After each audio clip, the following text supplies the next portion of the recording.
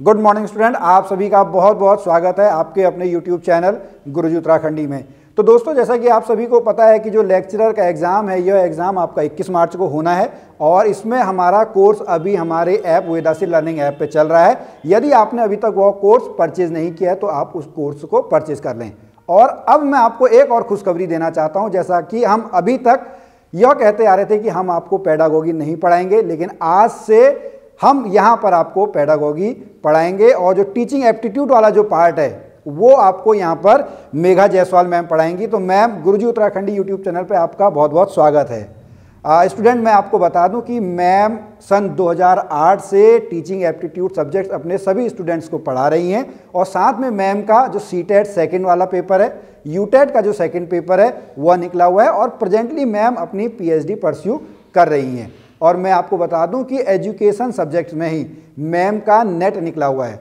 तो दोस्तों, अगर आप 21 मार्च के लेक्चरर स्क्रीनिंग एग्जाम की तैयारी कर रहे हैं तो आपको हमारा कोर्स ज्वाइन कर लेना चाहिए और मैम से आपको पढ़ना चाहिए। और इसकी गारंटी मैं दे सकता हूं कि अगर आप मैम से पढ़ेंगे तो आप 21 मार्च के पेपर में जरूर सफल होंगे। तो आज मैम आपको यहाँ पर टीचिंग एप्टीट्यूड पढ़ाएंगी। जैसा कि आपको दीपक सर ने बताया, हम यहाँ पर लेक्चरर स्क्रीनिंग की तैयारी कर रहे हैं। लेक्चरर स्क्रीनिंग में आपका टीचिंग एप्टीट्यूड 40 मार्क्स का है और इसे प्रिपेयर कराऊंगी मैं। तो टीचिंग एप्टीट्यूड हम आज शुरू कर रहे हैं और इसमें मेरा पहला टॉपिक है मेजरमेंट एंड इवैल्यूएशन, यानी मापन और मूल्यांकन। तो सबसे पहले समझते हैं हम मेजरमेंट टर्म को। मेजरमेंट यानी मापन। तो ये प्रोसेस है जिससे हम किसी फिजिकल ऑब्जेक्ट के डायमेंशंस को मेजर कर सकते हैं। ठीक है, मेजरमेंट का मतलब ही है हम किसी चीज़ को मेजर कर रहे हैं। जैसे कि हम मेजर करते हैं वेट को, हाइट को, साइज को, ठीक है, या किसी भी ऑब्जेक्ट की लेंथ को। तो ये जब हम मेजरमेंट करते हैं तो हम इसकी एक न्यूमेरिकल वैल्यू देते हैं। जैसे वेट के लिए हम लिख सकते हैं 20 kg। तो 20 ये जो हमने दिया है इसकी एक न्यूमेरिकल वैल्यू है और kg इसकी यूनिट। तो हम क्या कर रहे हैं, यहाँ पर ये फिजिकल क्वांटिटीज़ को हम यहाँ पर क्वांटिफाई कर रहे हैं, यानी हम इसकी एक न्यूमेरिकल वैल्यू दे रहे हैं और इसे हम मेजर कर रहे हैं। अब एजुकेशन फील्ड में इसका क्या यूज़ है, हम जब बच्चों के टेस्ट लेते हैं या एग्ज़ाम्स लेते हैं तो वहाँ पर हम क्या करते हैं, बच्चों को स्कोर देते हैं। जैसे टेस्ट में हम आउट ऑफ 10 उनको 8 स्कोर दे रहे हैं। तो ये हमने क्या किया, बच्चे के एकेडमिक्स को हमने क्या उसका लर्निंग हुई है उसको हमने यहाँ पर मेजर किया है इन टर्म्स ऑफ नंबर। ठीक है, एग्ज़ाम में भी हम ऐसे ही करते हैं, आउट ऑफ 100 हम उसको मार्क्स दे रहे हैं। तो हम क्या कर रहे हैं यहाँ पर कि through out the teaching learning process उसने कितना लर्न किया है हम उसको मेजर कर रहे हैं यहाँ पर। अब इसमें अगर हम एक और टर्म इंट्रोड्यूस करें, असेसमेंट,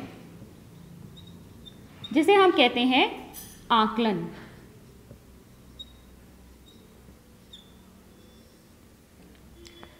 पहले बच्चों को केवल मेजरमेंट के आधार पर ही एनालाइज किया जाता था, मतलब सिर्फ उनके एकेडमिक अचीवमेंट्स को देखा जाता था। लेकिन फिर ये महसूस हुआ कि और भी कई करिकुलर एक्टिविटीज़ हैं जिसमें बच्चों को एसेस करना ज़रूरी है, क्योंकि सिर्फ ऐसा नहीं है कि जो उसकी लर्निंग हो रही है सिर्फ पढ़ने के लिए आया है बच्चा स्कूल में तो उसका ओवरऑल डेवलपमेंट हो रहा है, सर्वांगीण विकास हो रहा है उसका। वो अपनी फिजिकल हेल्थ पे भी देखेगा, वो सोशल इंटरेक्शन करेगा, वो अपने हेल्थ इश्यूज़ को देखेगा और दूसरों के साथ जो है अपनी क्रिएटिविटी, ग्रुप में काम करेगा, क्रिएटिविटी दिखाएगा। तो यहाँ पर हमें उन चीज़ों को भी एसेस करना है, इसके लिए ये टर्म आया असेसमेंट।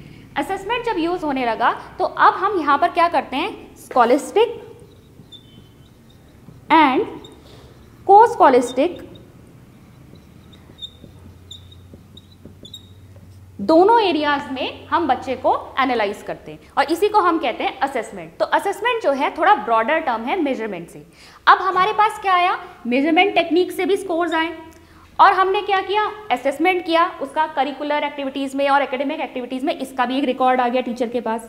अब टीचर क्या करेगा, इस स्कोर और इस रिकॉर्ड के बेसिस पर अब उस बच्चे को इवैल्यूएट करेगा। ठीक है, इवैल्यूएशन क्या हुआ, मूल्यांकन, यानी मूल्यों का आंकन।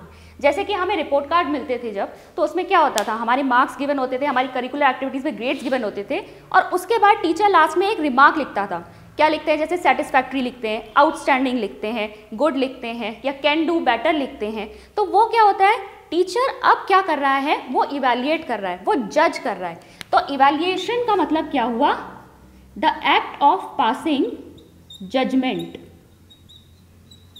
On the basis of set standards. ठीक है, यहाँ पे स्टैंडर्ड सेट होते हैं और उनके बेसिस पे टीचर उसको जज करता है।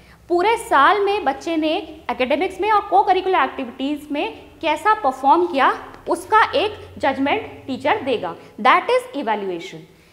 अब इवैल्यूएशन जो है ये सब्जेक्टिव होता है, क्योंकि यहाँ पर क्या है, टीचर जो है अपने हिसाब से उसको जज कर रहा है, तो यहाँ सब्जेक्टिविटी आ जाती है, थोड़ी बायसनेस भी आ सकती है।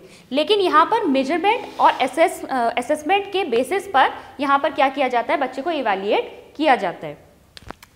नाउ इसको हम एक और एग्जाम्पल से समझ सकते हैं। जैसे हमारा ग्रेडिंग सिस्टम है। ग्रेडिंग सिस्टम में क्या होता है, हमें 91 to 100 A1 ग्रेड दिया गया, 81 to 90 A2 ग्रेड हो गया, देन 71 to 80 यहाँ पर B1 ग्रेड हो गया।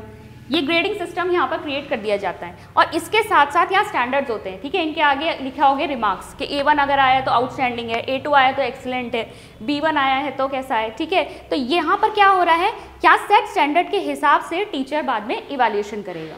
ठीक है, अब हम देखते हैं मेजरमेंट और इवैल्यूएशन के बीच में डिफरेंस।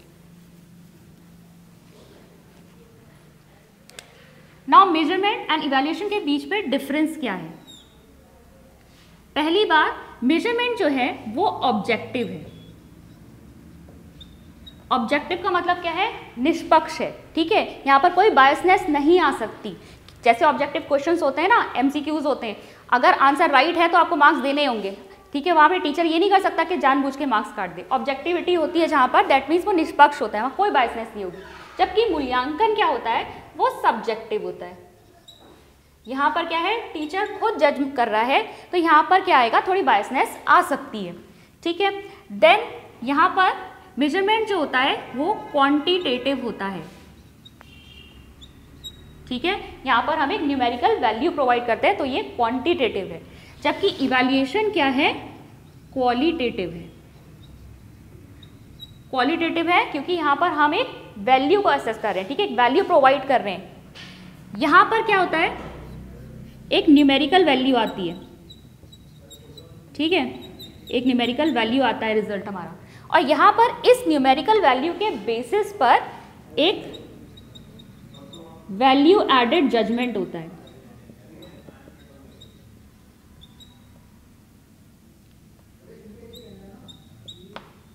ठीक है, वैल्यू एडेड जजमेंट होता है।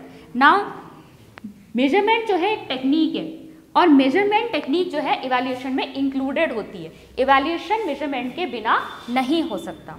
आई होप यहाँ से आपको मेजरमेंट और इवैल्यूएशन दोनों क्लियर हुए होंगे। अगर आप ये कोर्स परचेज करना चाहते हैं तो आप जा सकते हैं हमारी वेदाश्री लर्निंग ऐप पर, जो कि आपको प्ले स्टोर में मिल जाएगी। और अगर आपको फिर भी कोई कन्फ्यूजन हो तो आप कॉन्टैक्ट कर सकते हैं 7900402000 पर। तो आज की वीडियो में बस इतना ही। Thank you.